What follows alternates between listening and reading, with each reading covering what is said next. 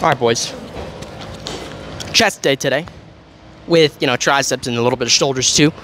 It's going to be freaking amazing. We're starting out with single arm pec flies. And a lot of you might be thinking, dude, why single arm? Nobody does that. Now, I'll tell you this. If you read anything about motor unit recruitment, you'll know that single limb exercises, you can get a little more out of them, right? A little bit better activation. You can just kind of use the muscle a little more efficiently, right? So with that said, if I want my chest to get a lot bigger fairly quick, I'm gonna do single arm pec flies to start. Get insane levels of motor unit recruitment, get those high threshold fibers going. And, that's really nerdy, but if I could translate it to bro science terms, you just get, a bigger chest, bro. So, anyway, after this, we're gonna do Smith machine bench, but that's for later.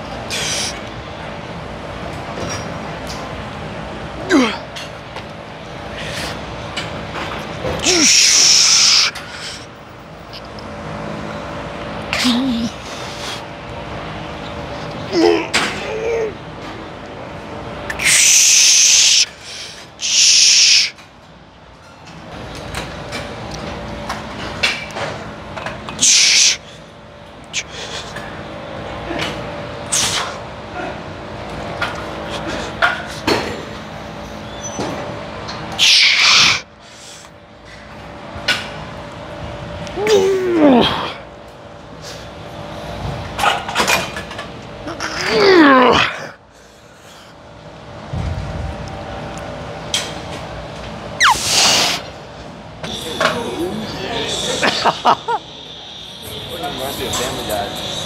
Oh my god. Like the episodes with him in there. Yes. He can do a really good Peter Griffin. Nah, you're confusing it. I can't do a good Peter Griffin. I thought you could do Peter Griffin.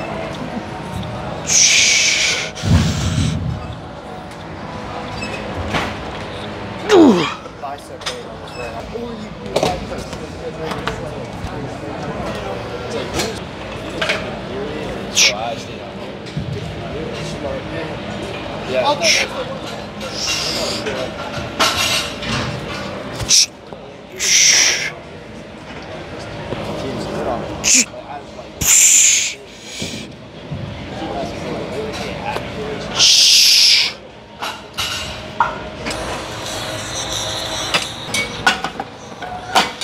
Alright, boys.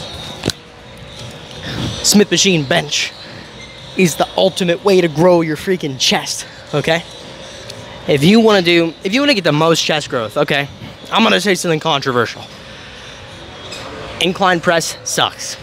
I did it for multiple years straight, and my chest stayed so small, okay? If you want to get your chest as big as possible, focus on the middle and lower portions of your chest. I mean, you should train your chest overall, of course, but your upper chest is the smallest part for a reason.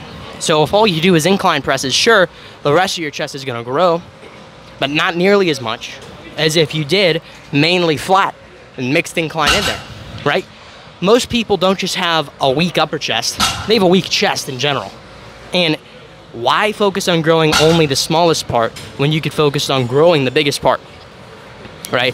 My chest has actually gotten a little bit bigger recently, purely from focusing on flat presses. You know what I'm saying?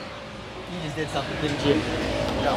I saw him like dab you up or something. I'm like, you definitely just did something. I have no idea what you're talking about.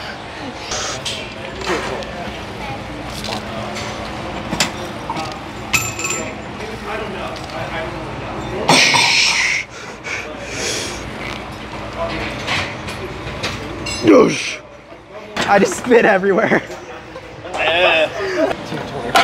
All right.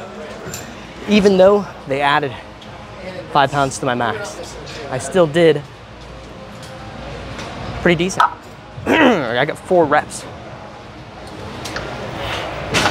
It's fine. Swing and shoot that it's all you. Oh yeah, no, I got it. And then you said it was me. Hey, I didn't say it. I also didn't. Okay, actions speak louder than words, my friend. Help me with one more. You got one more in you.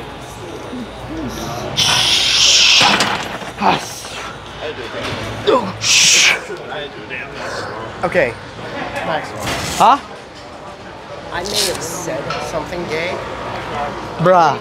You may have said something gay and did something, but you also did something gay. Dude. Hold her. Let's make our escape. Come on, let's go there. Let's ask, can we stay? Can you take me higher?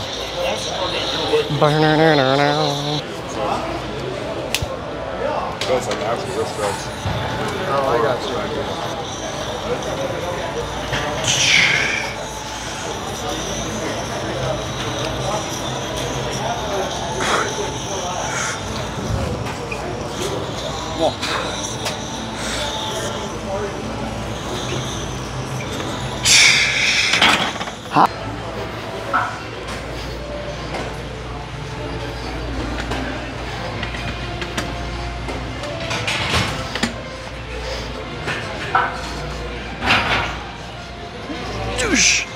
Decline flies.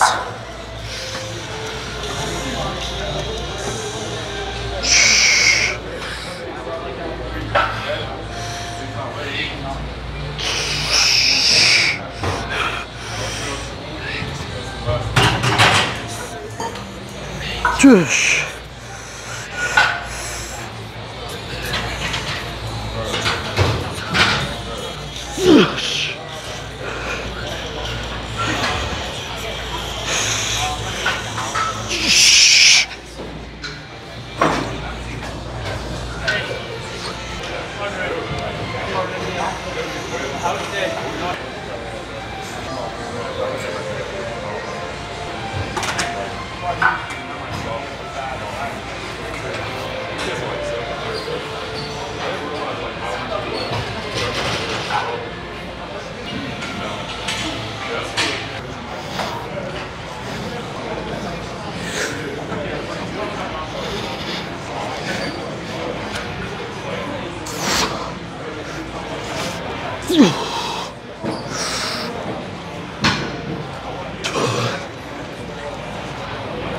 Douche.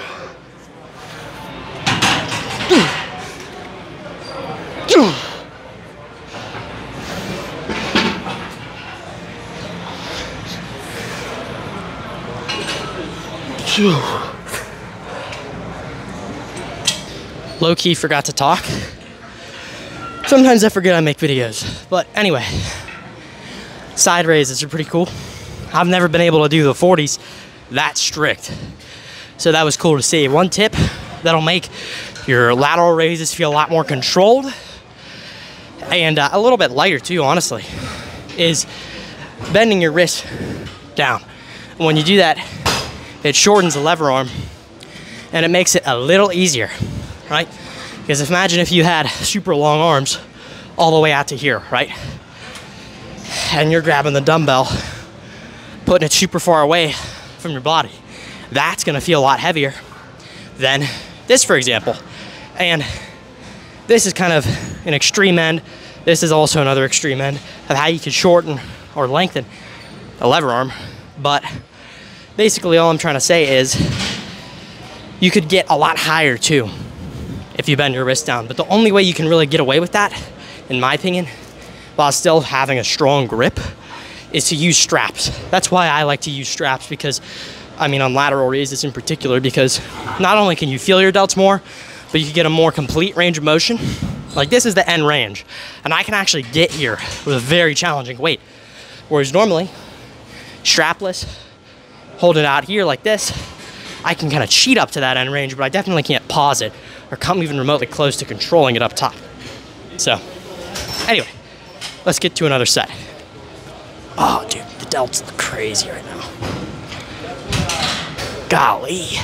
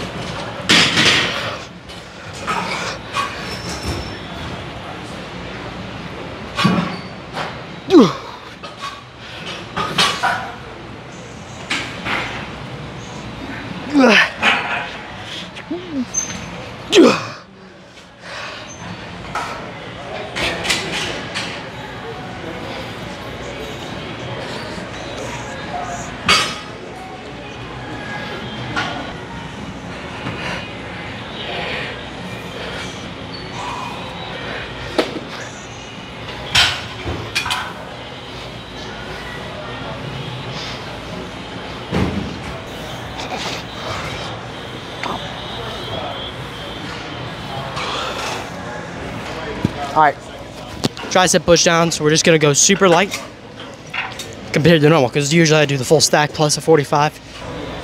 Going with 80.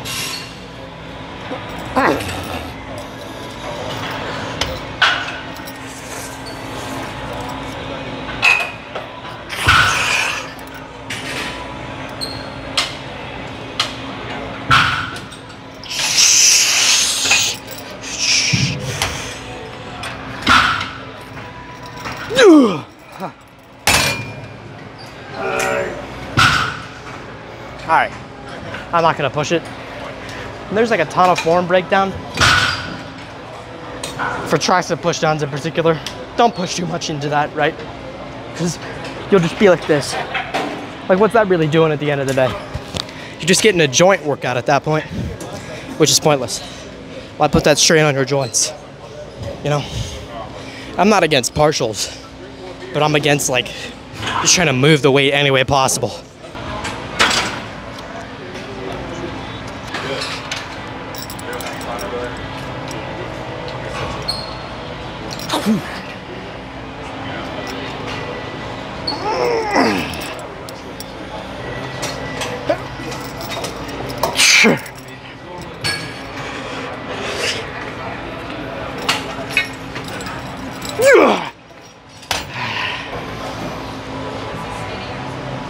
Gotta get bigger triceps. Different angle this time. Doing 65. You know, on these movements, a lot of people forget to progressively overload, right? You'd be like, oh, I do 42 and it always feels good. Well, dude, you should be not necessarily always feeling super good and like you could control it completely. Like, every time I've ever made progress in the gym, it's by doing weights that I can't control super well for the most part. So don't be afraid to go a little heavier each session. Get a couple more reps, you know, just overload. Push your limits. Even if it's like a tricep push down. I don't care if it's single arm, I don't care if it's cable, or, you know, I guess tricep push downs are usually only cable. You get what I'm saying. Just overload, man.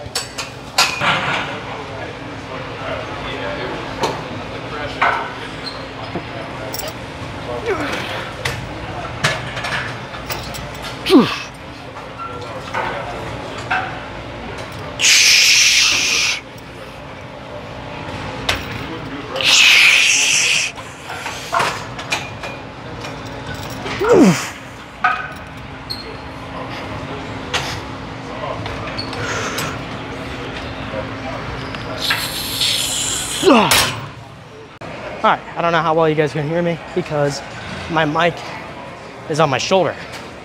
And it kind of has been this whole time, but I usually put it up to my face when I talk. Anyway, that has nothing to do with what we're about to do.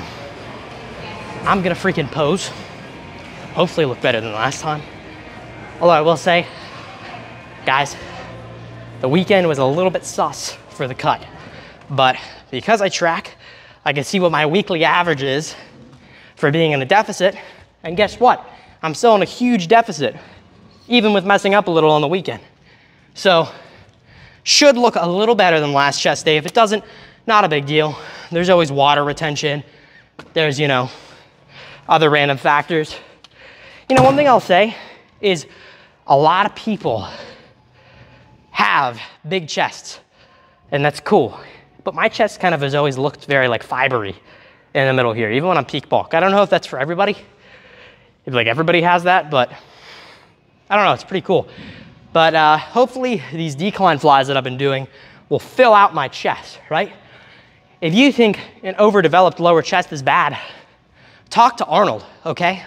People always go, oh, well, you know, whatever, Andrew Tate, he looks like he has man boobs because he has an overdeveloped lower chest. Dude, in my opinion, okay, maybe his upper chest could use more work, whatever. He's not a bodybuilder, so that's kind of out of the question. But a real bodybuilder who does lots of lower chest work like Arnold did is gonna have a fantastic overall chest because he didn't just do incline presses like all your favorite social media influencers say to do. He did incline, he did dumbbell, he did machine, he did decline, he did flat, he did every kind of chest variation. And yes, he had great chest genetics, but if he didn't do stuff for his lower chest or middle chest, it wouldn't have been nearly as big, okay? If all he did was follow social media influencers today and only did incline, his chest would not be the chest that we know today as the greatest chest of all time. And that's not even arguable to me, honestly. He does have the best chest of all time. And whether you want to copy his volume or whatever, I don't think that that stuff is the best because back then they didn't have access to the same science that we do.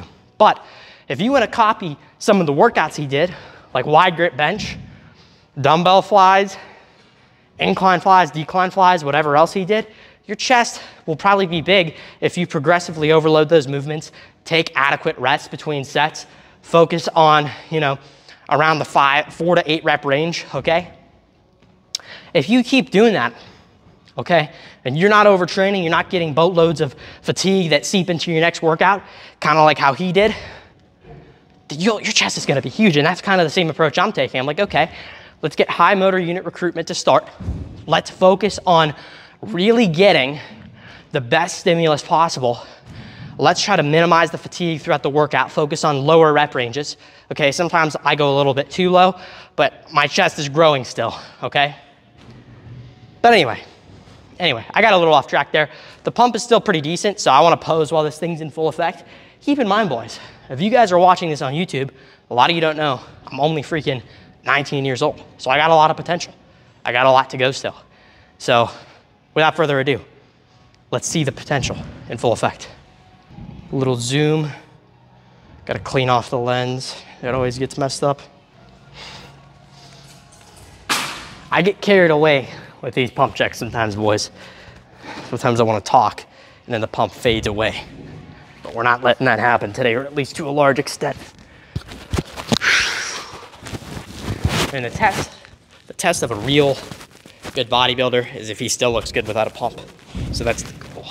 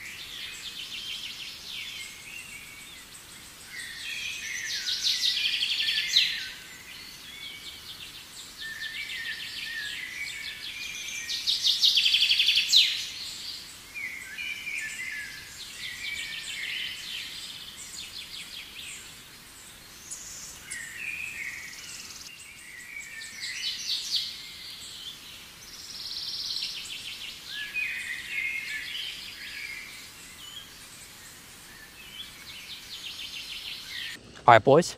So back at it again, walking. And I just want to start off by saying, dude, how do people walk 20,000 steps a day? I feel like I walk so much and I only get up to, you know, maybe at most 15,000. And that's if I basically just spend the whole day, you know, walking, or not the whole day, but a large portion of it, okay? You know, we're talking probably 5 hours of just straight up walking. Now, maybe my step counter isn't the most accurate. Maybe I'm walking more than I think, but you know what I'm saying? It's a little ridiculous, but not my point. What's the point of this little walk and talk? Chest day, okay? Now, I say chest day because at the end of the day, what I'm trying to train on my push day and prioritize the most is my chest. Nothing else really. I mean, I'll do some shoulders, a little bit of triceps, right? And obviously I'm expecting a growth stimulus from that, but not like on my shoulder and tricep day. You know, shoulder and tricep day, way more dedicated volume, overhead pressing, side raises, rear delt flies, tricep push downs, maybe a little bit of tricep overhead, whatever. But chest day in particular is just tailored for growth, all right? Now with that said, I'm getting a call right now, so I'll be back. All right, back to what I was saying, okay? Decline dumbbell flies, good Lord, they are incredible. That stretch, even though I just did one set, that stretch felt so gnarly on my pecs. Felt amazing, felt like it was relatively easy to set up because I was doing a moderate weight, you know? I didn't go down extremely far because I feel like this is actually true. Whenever flies, when you get down really, really, really far, it starts to become very shoulder dominant. And before, right, I used to do a lot of dumbbell flies, but I would go so far down, I actually would lose all mind muscle connection with my pecs. Not that mind muscle connection is the be all end all, but it could be a decent indicator of what's getting activated more so in the movement, right? So, you know, those decline flies though, I stopped probably before my, or right after my elbow sank below my shoulder, and that was enough. Stretch felt wonderful. Tried to pause in the bottom, control it. I'm telling you right now, best mind muscle connection I've ever felt. But anyway, flat bench was wonderful. Buddy threw on an extra 2.5 on each side, pushed me a little bit, which was good.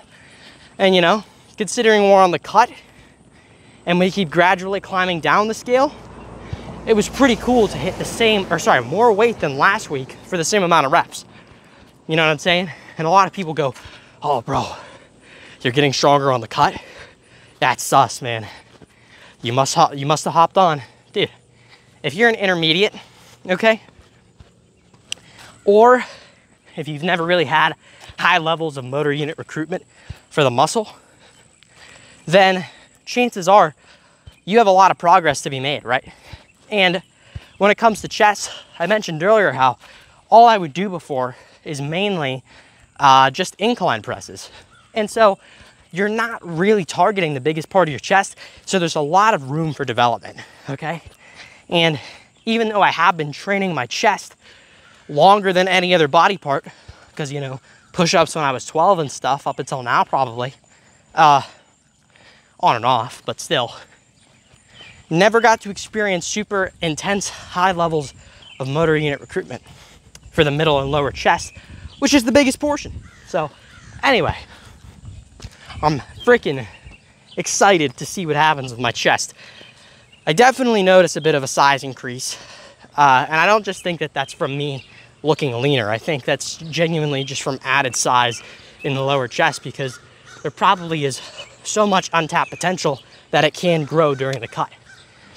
And that's the thing I want to say to you guys, especially if, you know, you look at yourself in the mirror and you're really not that big and you haven't been training for too long or whatever. Dude, you got a lot of potential and you can grow muscle during the cut, especially in parts that you haven't directed that much attention to, right?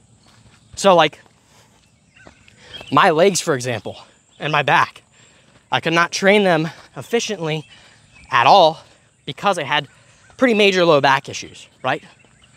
And so for years, I never trained legs and back, at least to the fullest extent that I wanted to. I would do it on and off, get massive low back pain, take off for a while, right?